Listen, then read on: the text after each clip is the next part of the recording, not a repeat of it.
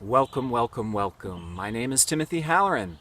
We're talking in these videos about the nature of the times. Today is Monday, May 27th. We're talking about the end of May, the first couple weeks of June 2019.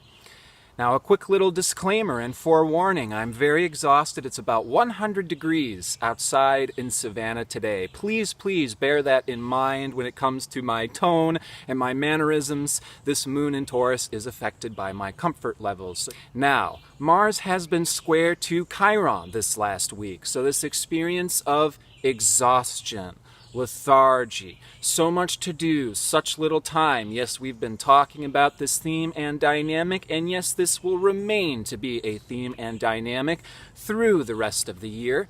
The questions we may not want to be asking at this time is, when is the world going to suddenly fix itself? When is everything going to smooth itself out? When are things going to become easy and effortless outside of ourselves, without us having to do anything? And these are not the right questions. We are in a dark point in human history. Those who are awake and aware know where we are. This is catalyzing change. We are a part of that change. Mars is going through Cancer these months and will conjoin the moon's north node June 12th. This is prioritizing our own energetic needs. We need to put our own energetic needs as a priority. How we are using and spending energy, and how we use and spend energy does not get enough credit for all of the different areas and dimensions through which energy can be used and spent. For example, in our given culture, world, and society, we correlate energy to how many hours we're putting into the office, or how much work we've accomplished at home, how much we've fixed, how much we can measure, how much we can see. And of course, energy can be expended in so many diverse ways. We're spending it through our relationships, through our emotional interactions, and we need to honor what's going on the inside, what's going on the outside, to respect and slow down. Respect that Venus in Taurus. She remains there through the 8th of June. Now, already I'm doing a pretty great job expressing this airhead, hot air type of energy that is likely to continue to come in these next couple weeks. We're talking about a shift from that fixed and cardinal intense energy into the mutable energy of dreamscapes and mental exploration and uncertainty and intuition. But what are those intuitions? Where are they coming from? Doubts, insecurities, mental obsession, and there being an underlying theme of needing to discern what is true and what is right for us when we may not know what is true or what is right for us. So this next moon cycle will begin in Gemini, indicating a general movement again from this fixed intensity into mutable energy, particularly after Venus moves into Gemini June 8th. So we're moving into this subtle, this ethereal dimension of mind, of understanding our place in the universe, or our lack thereof of understanding our place in the universe. This approaching new moon in Gemini at 12 degrees of the sign of the messenger will be activating this mutable T-square between Jupiter in Sagittarius and Neptune in Pisces. This Jupiter squaring Neptune is going to be forming more and more exact these next few months. There will be an exact retrograde square in June, and then a completing direct square in September of this year. This Jupiter square Neptune energy is this divine undoing of what we understood and accepted to be the truth of life, because there is more, and we do not know everything. And we have to bear in mind when we're dealing with all of the teachers, all of the instructors, all of the astrologers who are supposed to know everything, that, I'm going to be totally honest, astrologers can be quite commonly full of so much words and so many messages that may very well mean nothing at all. And so we really need to be discerning what we're saying versus what it means, the truths that we've accepted and how they're useful in our lives. Is our belief system serving our healthy, harmonious interaction with others, with the world, giving us a focal point to provide our service, to provide our gifts that are tangibly measurable and definitely helpful and certainly useful in the world? I mean, this is where this discernment, this exploration, as well as the elimination of mental baggage may be very, very necessary at this time. Now, when it comes to this type of hot-headedness and hot air, bear in mind this type of energy can easily lead to conflict, argument, or debate. And oftentimes in such arguments or in such debates, there is actually very little communication, not always a fair exchange of both speaking and listening. And it's very easy to tell when one of these arguments or debates has no resemblance of meaning or is going nowhere. We oftentimes see this in the world of politics in debates between two people, and in this type of debate there are always two losers. To put this into a greater context, I feel the need to stress the fact that our world may be very lost in terms of what this essential meaning and significance and connection to nature that actually works healthily, that harmoniously includes the whole diversity of nature. This is the mutable signs, and this is where the world is completely off track. And the more honest that we can be that the world does not know, the more honest we can be with ourselves that we may not know, opens up the gates of exploration so to make so many discoveries that are informing us. So we must understand that the New Age movement, that the various spiritual and religious practices in the world, they may be providing something. We may know some things. We may have some tools and some practices that work for us. Again, the proof is in the pudding. But there is not a total understanding of everything, and the New Age movement does reflect the world and is also lost, is trying to put together a resemblance of meaning.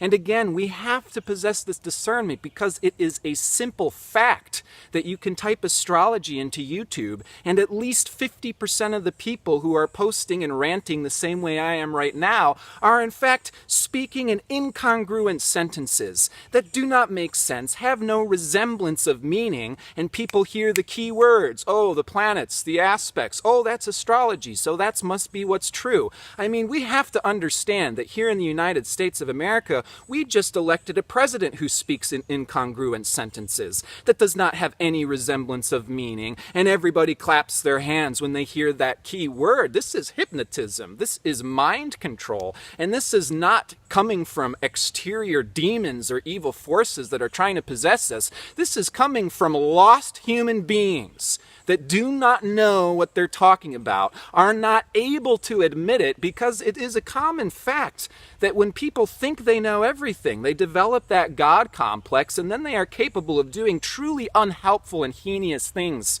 We must possess this discernment to everybody, every teacher, every New Ager, every spiritual teacher. I encourage you, please reject anything that I say that does not make sense to you. You cannot just simply take blind faith and believe what I'm saying as if that I'm God or I'm a saint or I'm spiritually ascended.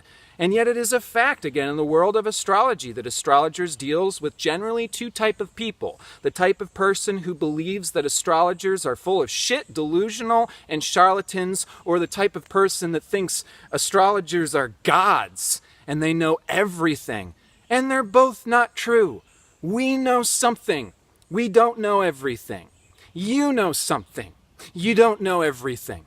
This is opening up a playing field for great discussion, for great sharing. But again, this vulnerability and us admitting to ourselves what we may not know is actually the key to this greater unfolding into what it is that will give us this deeper meaning, this deeper purpose, and a much healthier connection to nature that can fill us from the inside out and give us that sense of passion and certainty in terms of what our role and our purpose is in the world. So in many respects, I would say We are all off on this blind search. And again, in the spiritual, the New Age worlds and movement, we're looking for those teachers.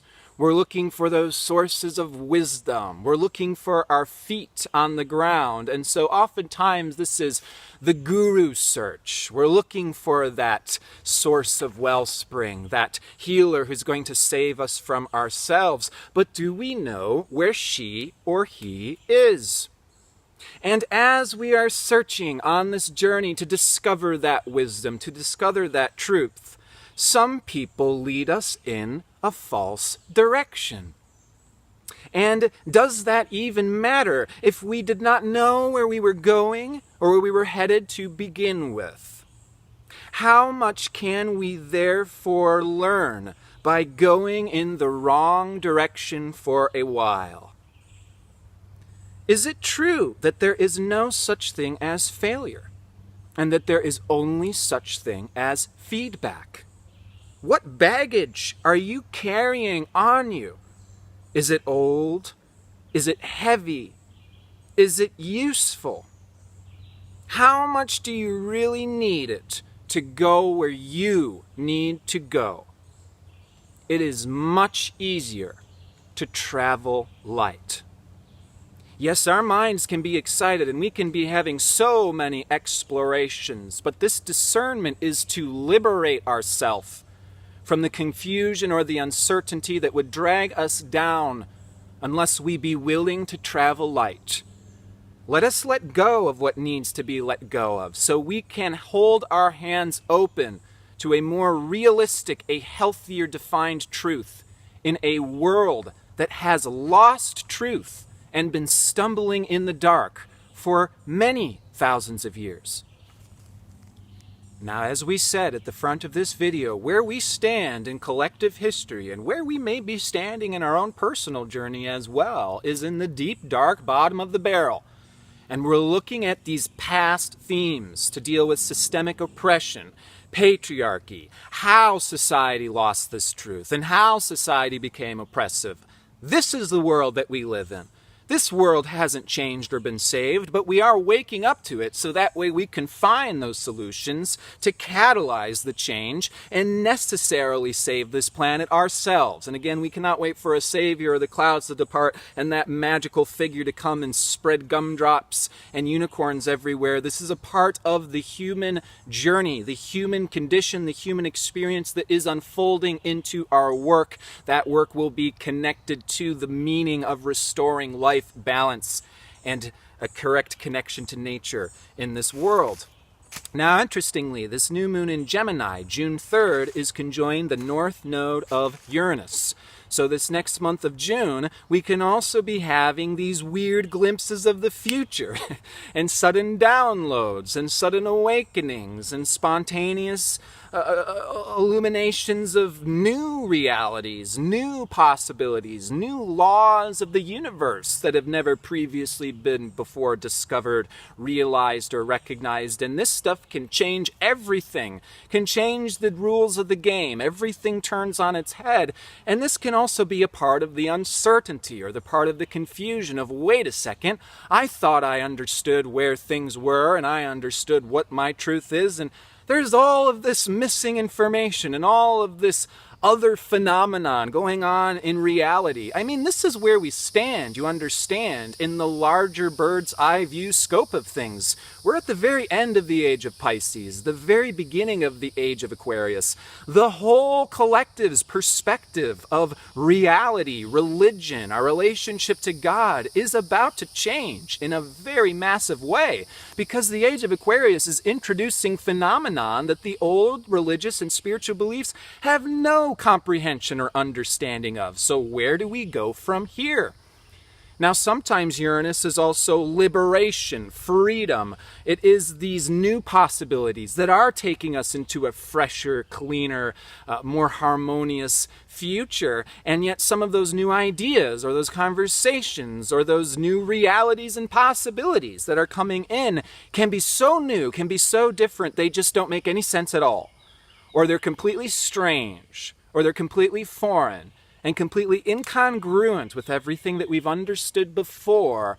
And this actually can be the foreshadowing. It can be the crack in the wall that's leading to the crumbling that will allow that new light to come in, a dawning of a new awareness, a new higher understanding of the human condition that brings this sense of meaning as well as our purpose to the world, that has this definite sense of usefulness, of what matters, that allows us to be confident and empowered as tools that can provide resources, provide healing messages that are uplifting and inspiring humanity forward. This is the real place for philosophy, for religion, and for truth. But we're looking for these missing areas, these missing gaps that will allow what was previously fragmented, these parts of ourself we don't understand, these contemporary situations that did not fit into Jesus's day and age.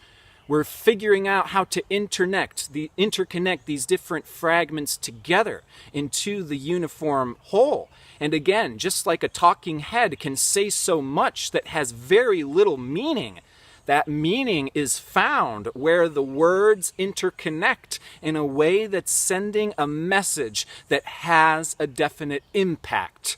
That's the goal of this mutable energy, that we can communicate in powerful ways, and it can be in a healing, inspiring, and uplifting fashion.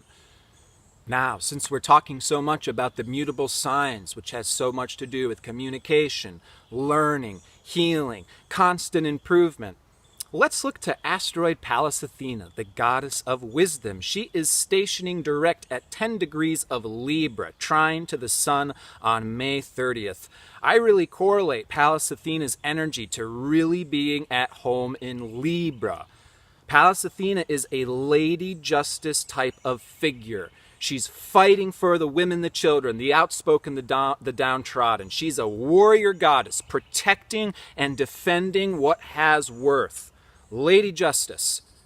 Well, this station on the sun, we can really be coming into a sense of what we can be standing up for in our world. What can we be sharing? How can we collaborate with others in a way that's bringing new resources, new understanding, and a part of this upliftment? Well, this can also be a part of a creative tension, as Palisthenia will also station square to Mars. And again, with Mars, we're learning how to direct our energy. So to honor our own creative ideas, Palisthenia, and how to execute them, Mars. And this is about figuring out this plan of attack. How can we share ourselves without isolating ourselves? How can we stand up and fight for that cause that matters without burning any bridges or throwing the baby out with the bathwater? How can we work with others so we're not alone? How can we direct and spend our energy into what matters in a way that can practically work without losing resources? Or how can we not lose our soul into spending our energy in the work in the areas that are draining, not fulfilling us, and not aligned with that deeper cause? Okay? So there is a need here to honor what our needs are and how we're bringing those needs out into the world through, again, standing up for what may be a message, a teaching, or again, this feeling of this is right. This is what I'm fighting for. But not in that blaming, pointing fingers at individuals. This is so important, again, when it comes to these misled beliefs, these fears of demons, this war between angels and demons. We need to understand that what we're trying to change, what we need to focus, confront, and redirect in the world is not beings and not people, they're dynamics. These dynamics in the culture, in our belief system, that's the root of all error. Okay, so we can't just point the finger, drop bombs, and attack other people as if we think that's going to resolve the root of all evil, right? Instead, there are these deeper dynamics. What causes evil? What causes distortion? What causes souls to get lost and react these way?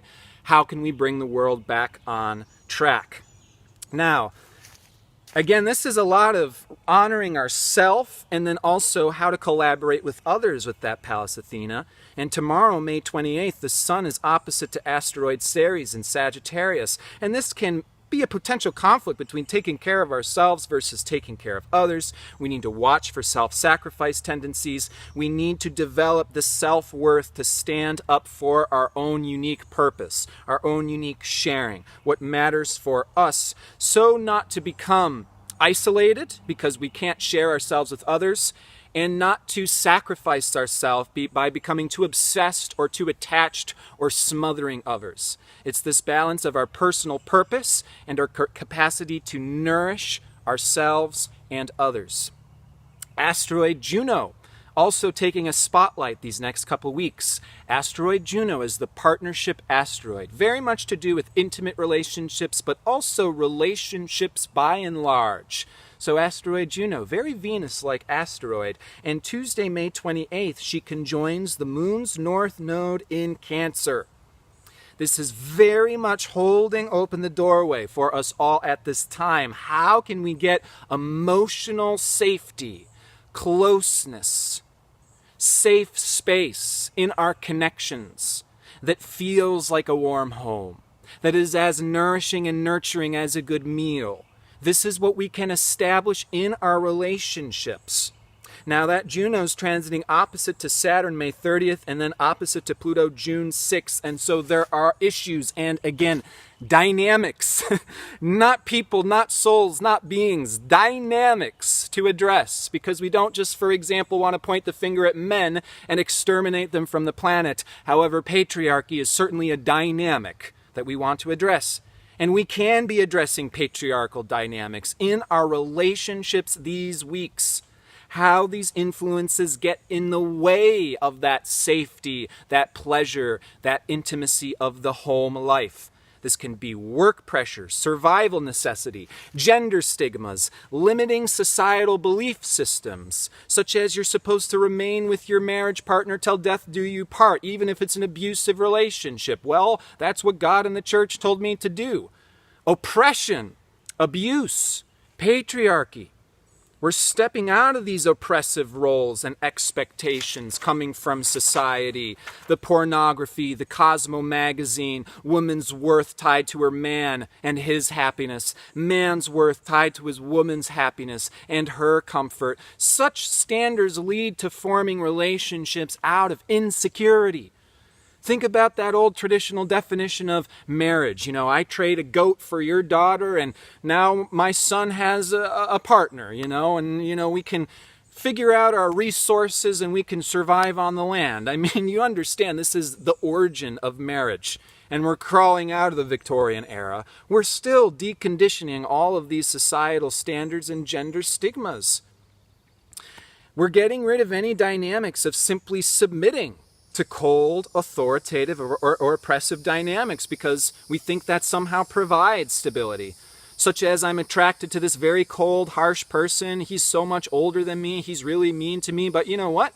He pays my bills. So what a nice guy, And it's just like, well, are we really getting that Juno and Cancer? That nice home, that nourishment? Are we getting that Palisthenia, that justice, that equality? Well, if we submit to Juno opposite to Saturn on May 30th, if we just conform, expect those inner demons, jealousy and bitterness to be thrashing about by the time Juno opposes Pluto on the 6th. No. Expect a little of that thrashing. Expect some of these conversations. It's an opportunity to address and change the dynamics. We are laying a foundation of safety through striving for equality, through total vulnerability, openness. This is the antidote of the times, that missing medicine of Cancer. Openness, vulnerability, expressing our needs, creating the safe container, the safe space, the support groups to do this expressing of needs. So that way we can relax and we can unwind and we can replenish our own cup from the inside out. In our partnerships, in our home, in our work environments, with all of our associates, let us take our partnerships into finding that fountain of life and youth these weeks. Now, in addition to that South Node Saturn, Pluto, and Capricorn, asteroid Persephone joining the South Node. How to let go, how to die and be reborn, is a part of this mastery, a part of this healing, and a part of the full circle that can be going on at this time. But yes, we're learning how to mourn. We're learning how to let go. We're learning how to let that reset button be hit. And this is how we start with the clean slate. This is how we bring in these Uranian new dimensions and new possibilities. And this is how we take our Earth authentically into the future. The good news is Venus is forming a trine to that Saturn-Pluto the last few days of May, the first few days of June. So again, remember the Venus and Taurus medicine. We can embody these changes. We can embody this transformation in a way to embody more peace, more spaciousness, more stability. So again, let's direct our energy and our mind to what really matters, what has meaning, significance, not just do my typical Gemini fire in the head, airhead, arm flailing, inflatable tube man. Yes, we can do a little bit of that, but also then the necessary time to process, tune in, relax, and slow down. Again, that is just so much at the forefront of allowing this necessary transformation and healing to happen. Before the next time I speak to you in a couple weeks, we will have Mercury entering Cancer on June 4th and squaring Chiron on Friday, June 7th. Okay, this can potentially challenge or trigger us in terms of communication, all the more necessary to speak our true emotional needs. This is with a healing opportunity to put our inner world, our inner emotional needs out there. Even if it seems inconvenient, even if it does ruffle feathers, or there's a little bit of this triggering, this catalysts, it's not them, it's not people, it's dynamics getting triggered. The exposure therapy of us speaking our truth, sharing our needs, can be deeply healing. And the conversations going on a couple weeks from now can be very, very healing. So have those conversations, open up and have that sharing as we continue to open up and share our own inner world. That being said, I do offer this opportunity through my Patreon community. I've been doing the Patreon community for about the last year.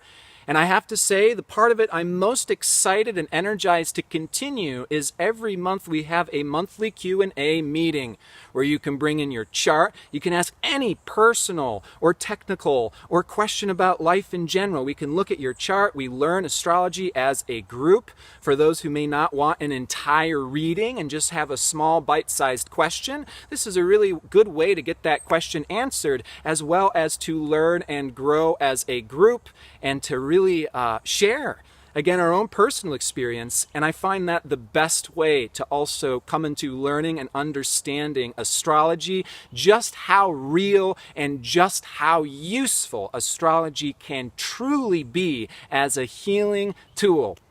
And so with that endeavor in mind, I'm wishing absolutely all the best to you, to your beloveds, and please do remember, as always, to take care of yourself.